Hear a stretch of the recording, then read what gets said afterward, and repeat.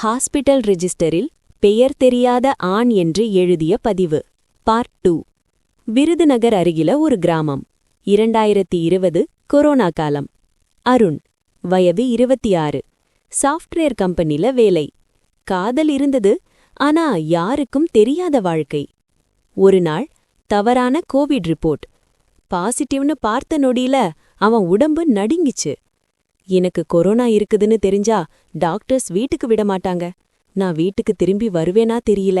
அதனை எண்ணி அந்த பயம்தான் அவனை உடைச்சுது. அந்த இரவு அவன் தற்கொலை முயற்சி.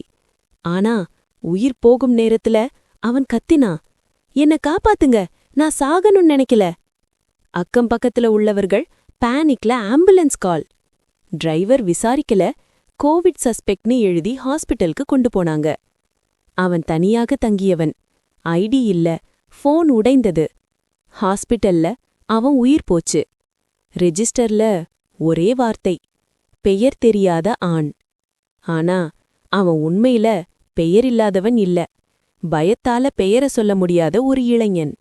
அதனாலதான் இன்னைக்கும் அந்த ஹாஸ்பிட்டல்ல ரெஜிஸ்டர் எழுதும் சப்தம் கேட்டா அது ஆவி இல்ல, என் பேரை யாராவது சொல்லுவாங்களான்னு காத்திருக்கிற அருண்.